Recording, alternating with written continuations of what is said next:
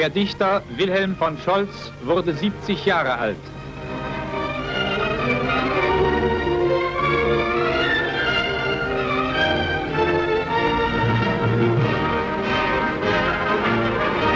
Wilhelm von Scholz ist durch eine Anzahl bedeutender Romane und Dramen hervorgetreten.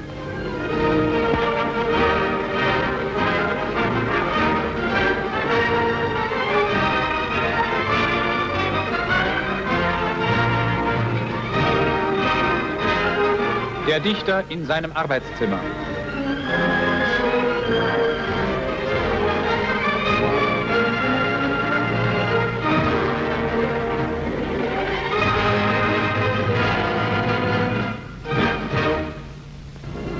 Das sind die 4 Schwestern vom Sägewerk Meyer. Als der Bruder, die Arbeiter und die Holzknechte eingezogen wurden, traten diese Mädels ihrem alten Vater zur Seite und übernahmen auch die schwerste Arbeit im Sägewerk.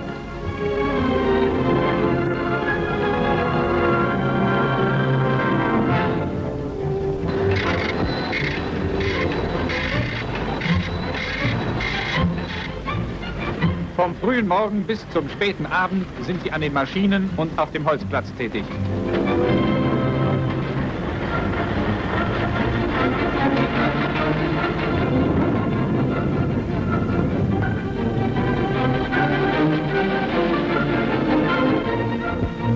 Was ihnen an der Kraft eines bayerischen Holzarbeiters fehlt, das ersetzen sie durch ihre Geschicklichkeit. Man sieht, dass sie es können.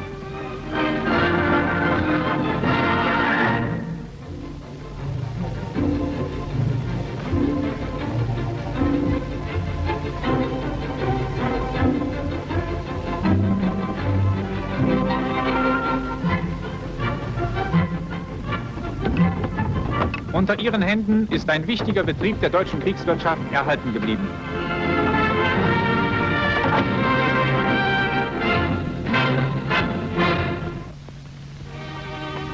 Auch auf den Reit- und Fahrschulen der Wehrmacht sind Frauen als Bereiterinnen eingesprungen. Hier werden junge Pferde, die sogenannten Remonten, die an Zaum, Sattel und Reiter noch nicht gewöhnt sind, zu kriegsbrauchbaren Reit- und Zugpferden gemacht. Auch dadurch ist wieder eine Anzahl von Soldaten für die Front frei geworden.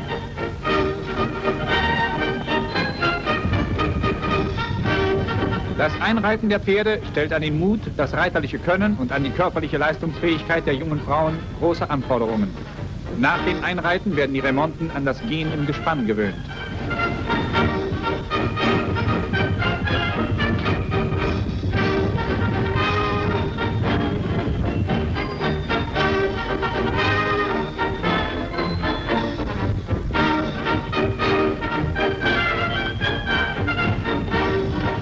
Geländeritt mit den jungen Tieren.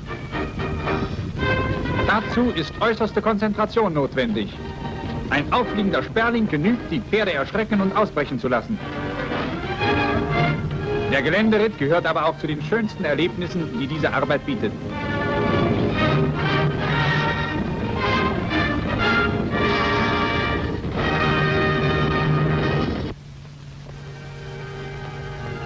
In Prag eröffnet Reichsarbeitsführer Hirl im Beisein des Staatsministers Frank die RAD-Kunstschau 1944. Die Ausstellung zeigt Werke der RAD-Kunstmaler und das Ergebnis eines Wettbewerbes um den Kunstpreis des Reichsarbeitsführers. Die Motive der Künstler sind dem Leben des männlichen und weiblichen Arbeitsdienstes entnommen. Eine Reihe von Plastiken und Bildern, die vom Einsatz des RAD berichten.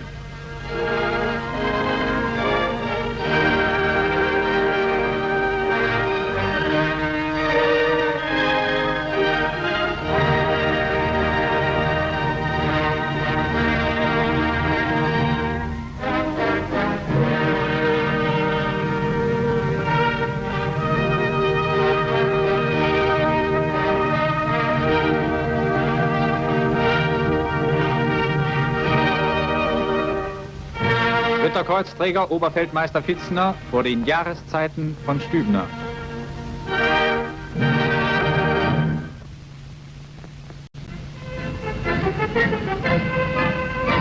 Auf einer Massenkundgebung in einer Gauhauptstadt im Osten des Reiches sprach Reichsminister Dr. Goebbels von dem Generalansturm der Feinde auf Europa der einen totalen Kriegseinsatz jedes Einzelnen und der gesamten Nation mit allen materiellen und seelischen Reserven erfordere.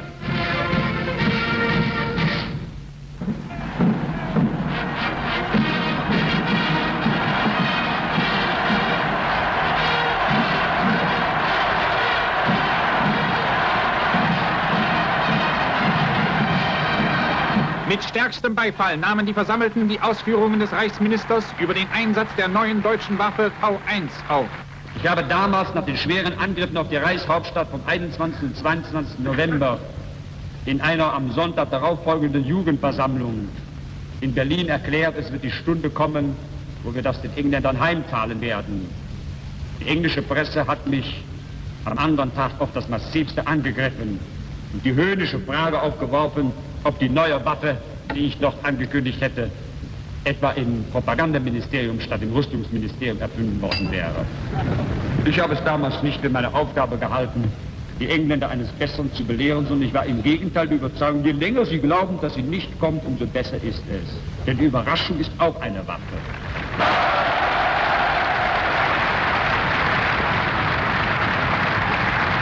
Das englische Volk war ja von seiner Regierung dazu verführt worden, zu glauben, dass es über den Berg sei.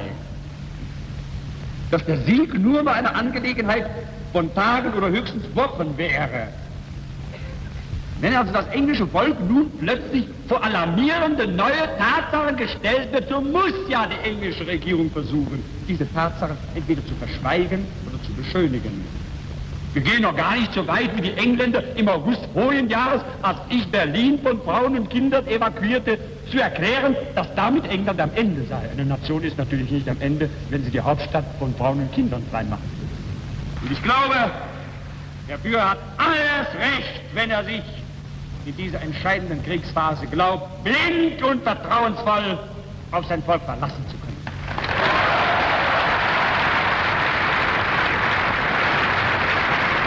Ich glaube, dass, wenn dieser Mann die Nation führt und er von der Nation die härteste Standhaftigkeit in den schwersten Prüfungen erwartet und fordert, dass er dazu eine innere Berechtigung besitzt, weil er selbst diese härteste Standhaftigkeit auch aufweist und immer wieder bewährt. Ich glaube, dass die Nation gut beraten ist, wenn sie diese Tugend beweist. Denn diese Tugend wird am Ende die Kraft sein, die uns zum Siege führt. Denn siegen wird auch in diesem Kriege der den Sieg verdient.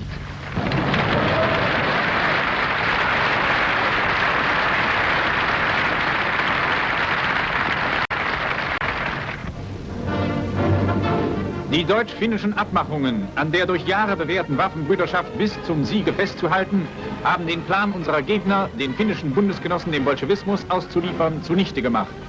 Deutsche Divisionen mit Nachschub an Waffen und Material rücken zur Unterstützung der finnischen Wehrmacht in das Kampfgebiet ein.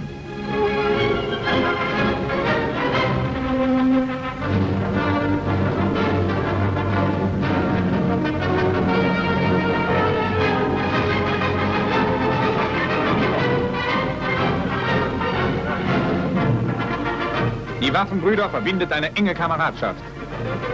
Eine Gebirgsjägerkompanie auf der Fahrt über einen der 1000 Seen.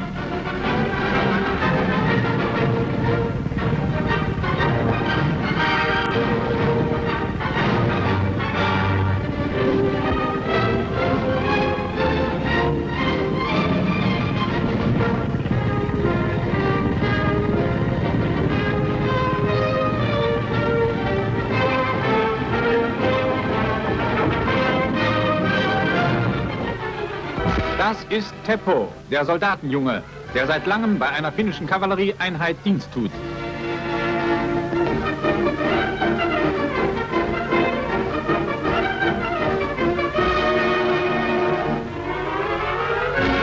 Der kleine Teppo, einer der schnellsten und zuverlässigsten Kuriere, sitzt wie ein Großer im Sattel.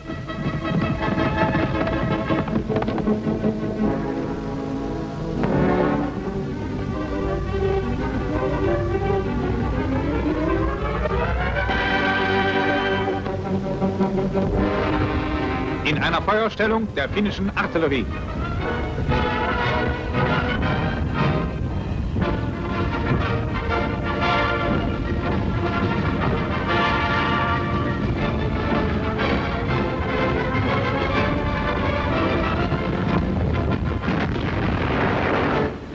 wird ein sowjetischer Vorstoß im zusammengefassten Artilleriefeuer zurückgewiesen.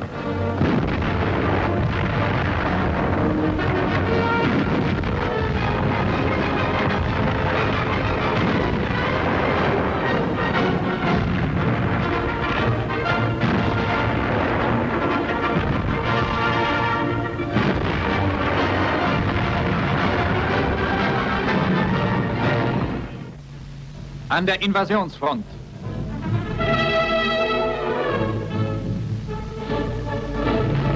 Trotz ständiger Luftangriffe rollen unsere Eingreifreserven über die Straßen der Normandie in den Kampfraum. Mit Kraftwagen, Rädern und dem Fußmarsch gelangt die Infanterie nach vorn.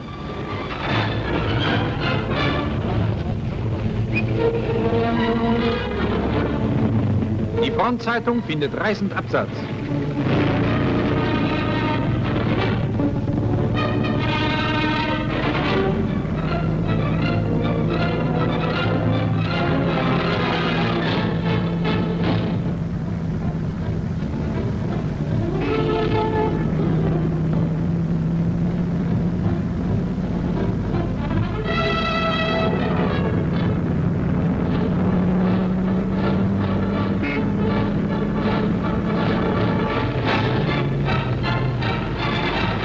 Auf den Lastkraftwagen sind Luftspäher eingesetzt, die rechtzeitig vor angreifenden Feindmaschinen warnen sollen.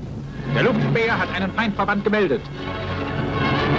Marschierende Infanterie geht in Fliegerdeckung. Leichte und schwere Flak tritt in Tätigkeit.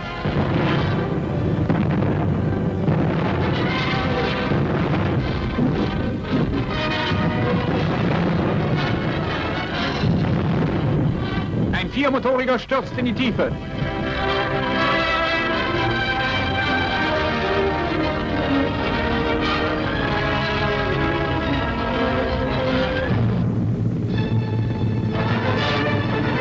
Eingreifreserven durchfahren einen der schwer heimgesuchten französischen Küstenorte.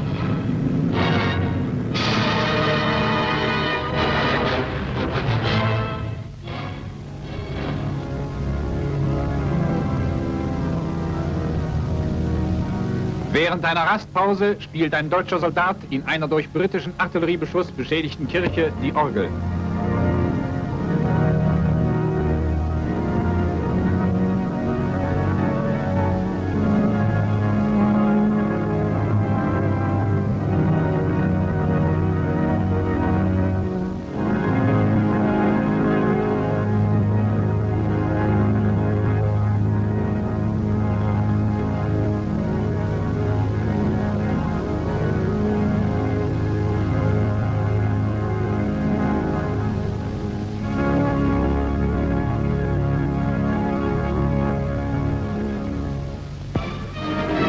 Gefechtsbesprechung bei einer Vorausabteilung der Waffen-SS.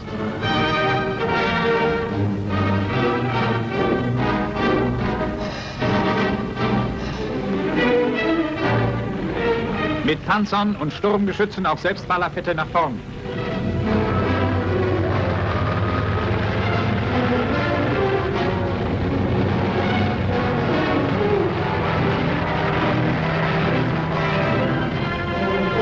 Die Fahrzeuge sind gegen Fliegersicht gut getarnt.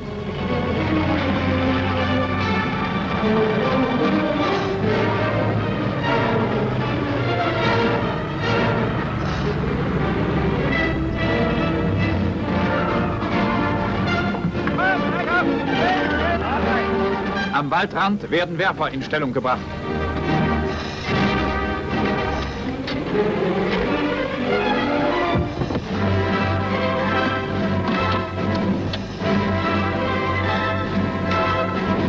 In dem oft dschungelartigen Gelände erfüllt der deutsche Infanterist vorbildlich wie immer seine soldatische Pflicht.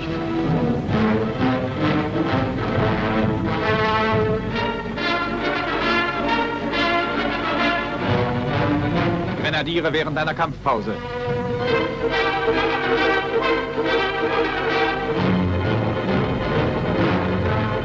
Ein gezähmter Frischling ist der Liebling der Kompanie.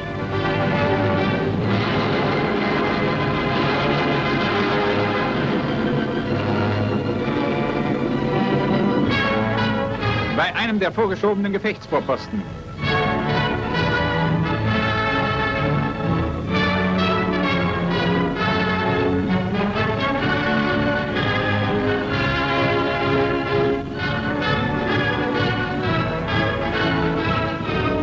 Nach Regenfällen ist das Kampffeld von knöcheltiefem Morast bedeckt.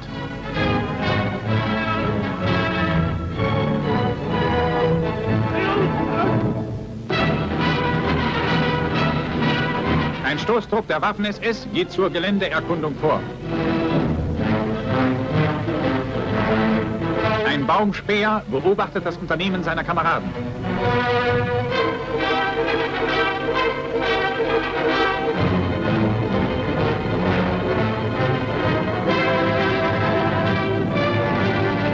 In schnellen Sprüngen nehmen die Männer das vom Feind eingesehene freie Gelände.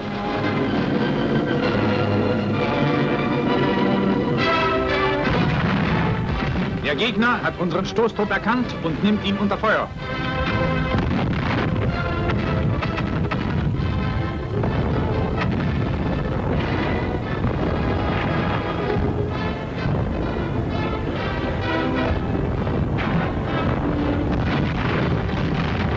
Leichte deutsche Artillerie deckt den zurückgehenden Stoßtrupp.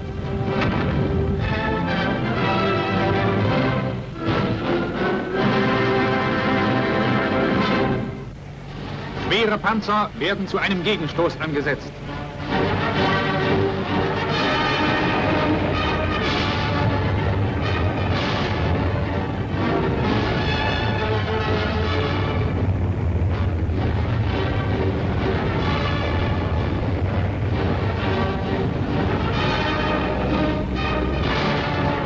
Ihren Spuren folgt die Infanterie.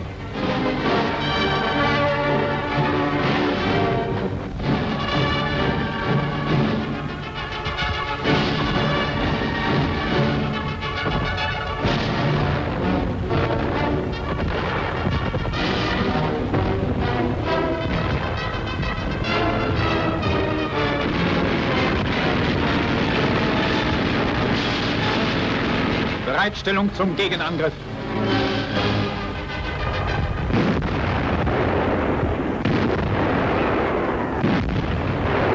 Schwere Artillerie und Werfer bereiten den Gegenstoß vor.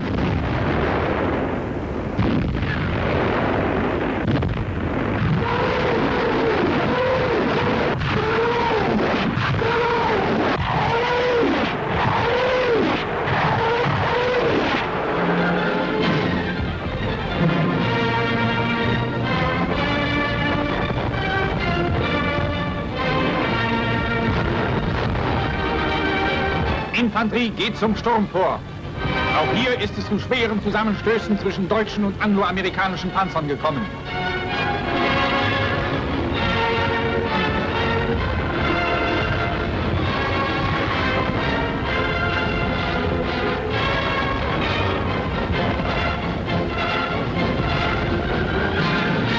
Der Besatzung eines Sturmgeschützes werden eiserne Kreuze verliehen.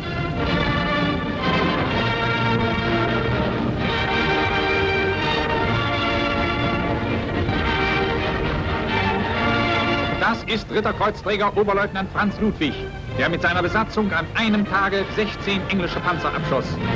Oberleutnant Ludwig bei der Besprechung zu neuem Einsatz.